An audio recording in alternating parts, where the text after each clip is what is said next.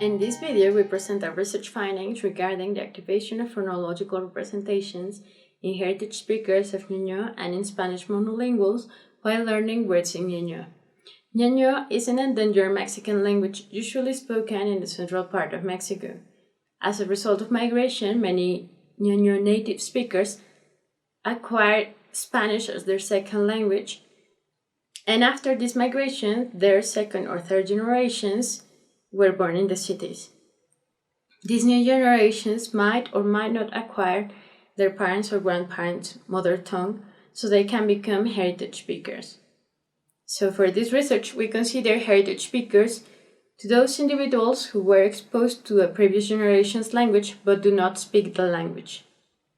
In language learning, it has previously been observed that after 3 sessions only, monolinguals showed an increase in the amplitude of the M400 response in relation to orthographic neighborhood density when performing a language decision task.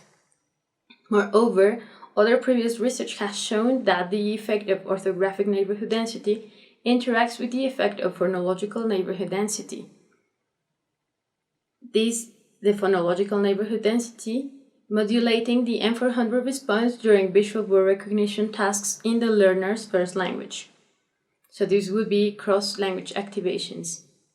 So we wanted to know whether the previous exposition to a language would facilitate learning of the written words of that language in heritage speakers compared to monolingual speakers that were never exposed to the language. Furthermore, we also wanted to know whether phonological representations would be activated as a cross-language activation in heritage speakers in function to phonological neighborhood density. We consider that this could not only provide a characterization of this population, Hñäñho heritage speakers, but could also contribute to describing the activation of phonological representations during language learning. We expected the Hñäñho written words with higher phonological neighborhood density, with Spanish, would be acquired with more ease than words with lower phonological neighborhood density. This phonological neighborhood density effect would be visible in the amplitude of the M400 response for Hñäñho heritage speakers, mainly in contrast to Spanish monolinguals. With this in mind, we conducted an experiment where 60 Hñäñho non-words were divided into 2 groups according to their phonological neighborhood density with Spanish, high and low. All the stimuli were controlled for frequency, length, and orthographic neighborhood density. We presented these stimuli to 14 Spanish monolinguals and 13 Hñäñho heritage speakers. Participants were previously informed about the aims and experimental procedure of the study, and they gave their written consent to take part. The experiment consisted of 3 sessions, 2 training sessions and 1 assessment session in 3 consecutive days. During the training phase, participants were presented with 2 association tasks. Each task included a passive learning block and a verification block. The first task consisted on the presentation of an image followed by a Hñäñho word in audio. In the first block, participants saw the images and heard all the words passively, while in the second block, participants identified whether the image and the audio corresponded or not. The second task comprised the presentation of simultaneous image and audio, followed by its corresponding written form of the word.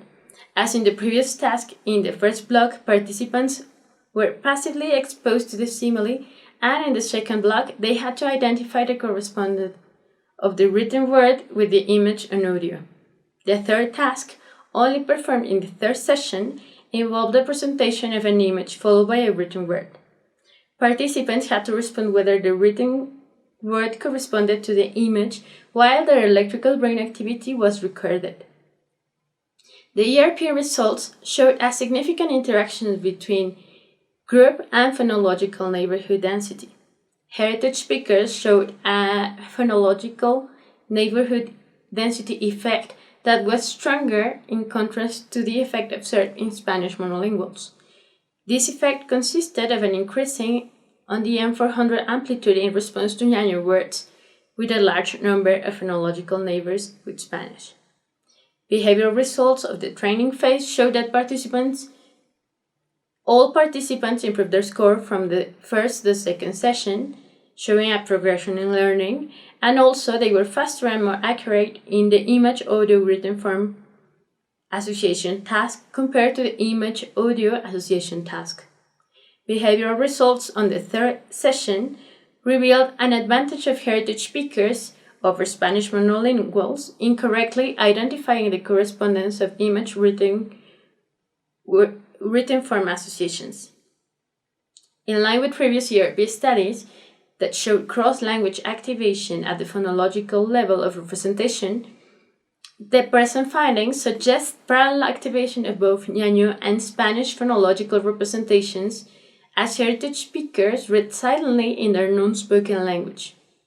Interestingly, high levels of speaking competence do not seem to be necessary for heritage speakers to develop phonological representations of words of the heritage language, and early and continuous exposure to auditory word forms would be enough for them to build interconnected phonological representations across their languages, supporting the BIA Plus model proposed by Dijkstra and Van Huven in 2002.